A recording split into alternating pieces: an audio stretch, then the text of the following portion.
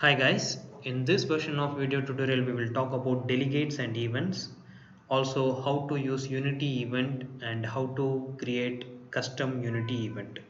The whatever I am going to teach in this tutorial is mostly available on the internet, but why I want to teach here is since we will be using this function feature frequently, I wanted to make sure that this video tutorial is also part of our tutorial series. So that's the reason I am teaching. So let's start now. I already have a scene name called event test. I have this main camera attached, make it to 00, and I have three classes: service provider, client 1, client 2.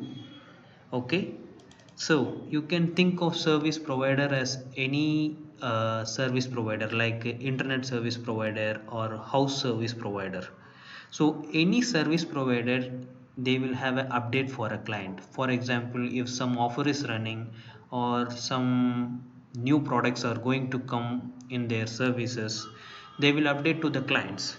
So what we do here is we say public delegate void send update. So this is just like a normal function, but in before this uh, void send update we add this keyword called delegate, and this function takes one parameter string that string will contain the update.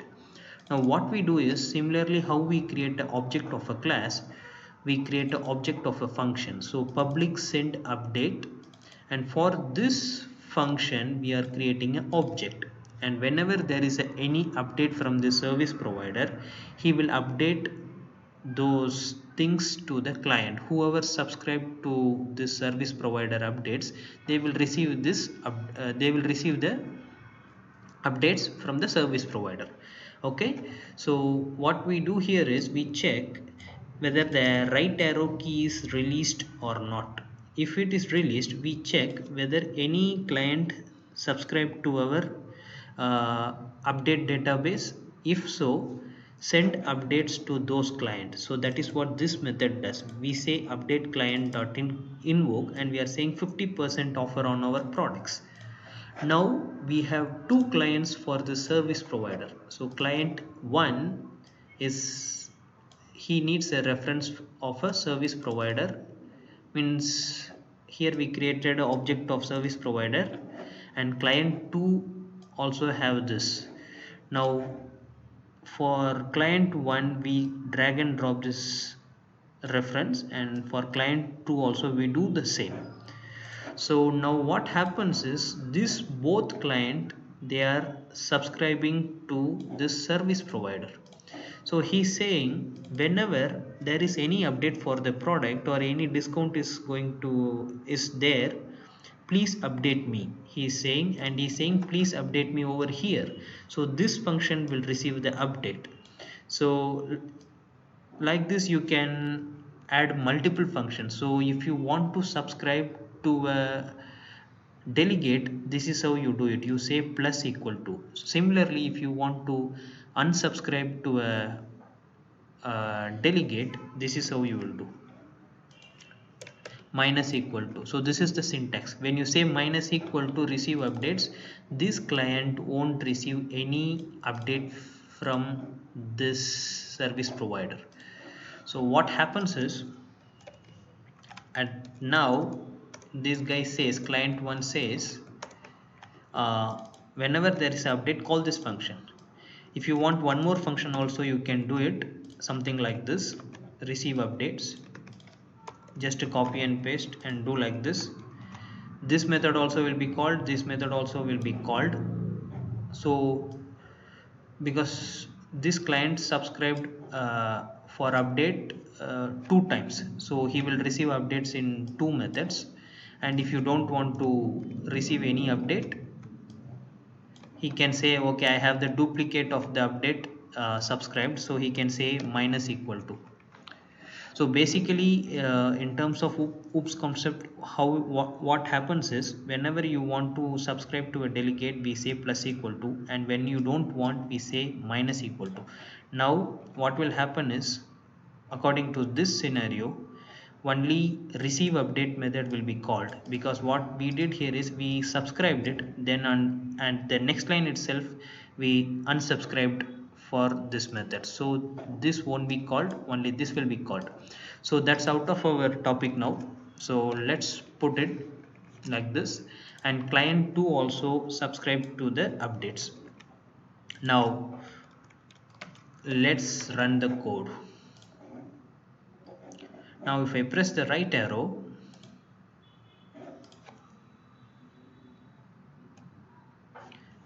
50% on our products. Client 1 also receives it, as well as client 2 also will receive this. Both of them are receiving the updates.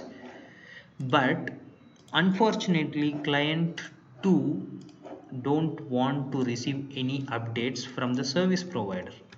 So what he can do is, he can say, he sees this update and he says, I don't want to receive any updates. So he is doing something like this, equal to null. Now what happens, you see, first time both of them receives the message, and client 1 got irritated and he don't want to receive any updates from the service provider, so he's saying stop the updates. On the next time when service provider sends a message, there is no update for client 2. What happened here is, this client 1, he don't want to receive any update, so what he should have done is, instead of doing like this, he should have done something like this: receive updates equal to false. That is, update client, I don't want to receive any update, he should have told. So if he have done something like this,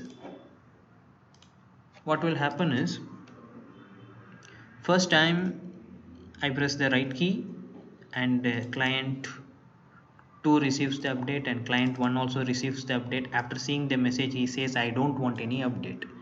So let's clear this, and next time when I press this, I get this message for client 2. But instead of doing like this, accidentally he said null.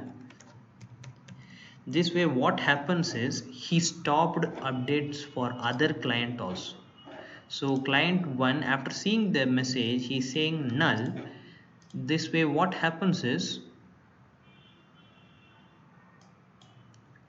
one second, first time both of them receives the message, next time none of them receives the message whenever I press right arrow, because he has the admin access to stop the update notification for all the clients, which we should not give access to this client, because if he does it, business will get affected. So that access only a service provider can do it. So that's where this event comes in. So when you make this as an event, client don't have the admin access to stop the updates for all the clients in the city. So he will not be able to stop the updates at the overall level.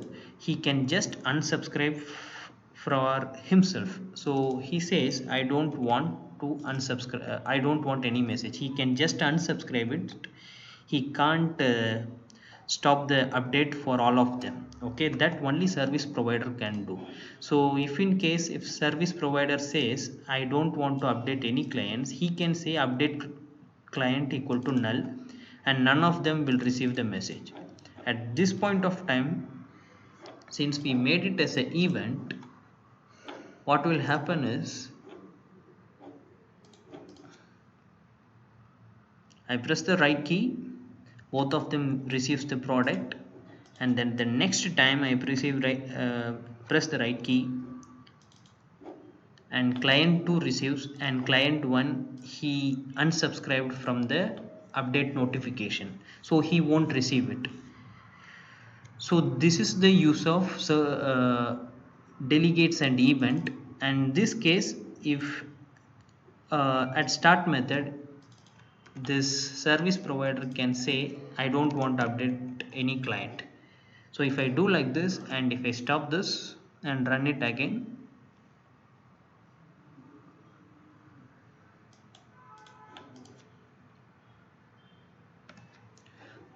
none of the client will receive the update. So that is the only use of events. When you make it as an event, only the parent class have a access to set that event to null, whereas in case of delegate anybody can make it null. When we do like that in oops concept, for example, here instead of doing minus unsubscribing, if it is a delegate I should be able to make it null. This way what happens is other class won't receive any updates and unnecessarily developer has to debug the code. That's the reason we use event instead of delegates.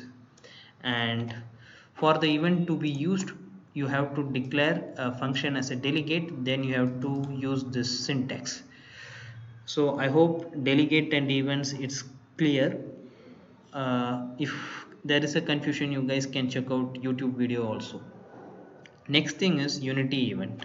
I think most of you guys knows about this, so let me start that. So here we have a canvas with a button, and whenever the button is clicked, let me add one more script to main camera, custom unity event. And whenever a button is clicked, I'm saying call print number method, and I'm saying print number 1 whenever I click this button. So if I click this button, I print the value of 1. So this works well and good. But what if instead of printing number 1 all the time, you want to dynamically print some number based on some condition? So that's where the custom event comes in. So next time if you want to print some other number, here what you have to do is you have to type 2 and you have to rerun the project again. So in this time when he clicks the button, it prints 2. So this is not the right way, because at game when something happens you want to pass some value dynamically based on some conditions. So that's where this custom unity event comes in.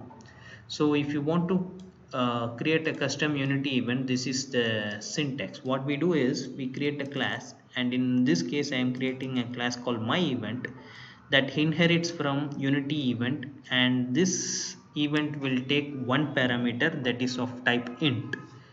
And what I do here is I create my event object, and at the start method I create new my event, and I'm saying hey event dot add listener. So when something happens, when some event happens, call this function called print number.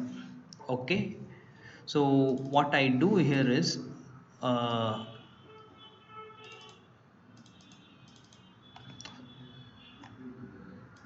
print number, and I will say wait.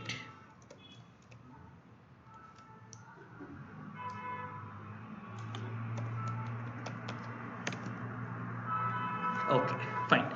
Now what I do here is I created a new event, my event, and I'm saying when something happens, call print number function. Okay, so what happens is we will take the same example. So instead of printing number 1 by assigning an editor, you want to print the number from the script. Okay, so what I do is I go to custom here, custom unity event. I'm saying print number from script. This will call print number from script function. Okay, let me delete this, and inside this I am invoking the event with number 5. Now this will call print number with 5. Now what happens is, let's run the program.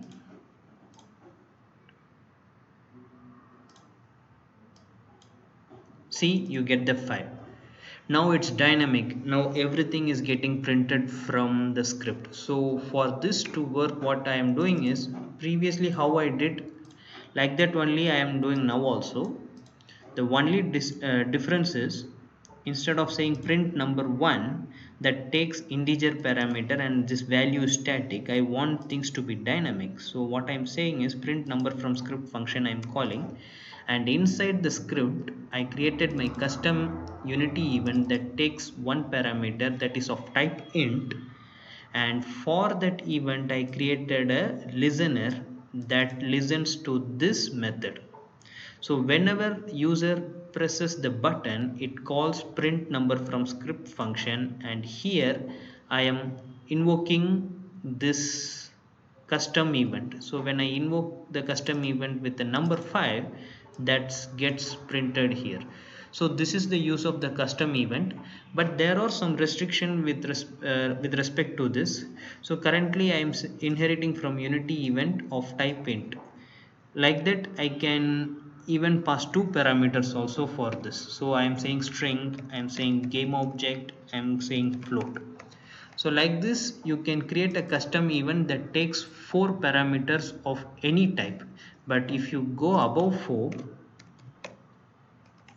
Unity won't allow you to create more fifth parameter. So current Unity supports only four parameters of custom Unity event. So in this case, I just keep it to int, and whenever something happens, I add the listener, and when this function is getting called, I am invoking it.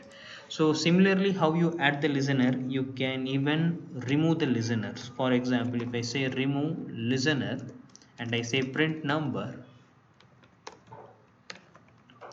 now this function will be called whenever I click the button, but event.invoke, when I do this, no method will be called, because currently this event doesn't listen to any function name. Okay, so let me run it.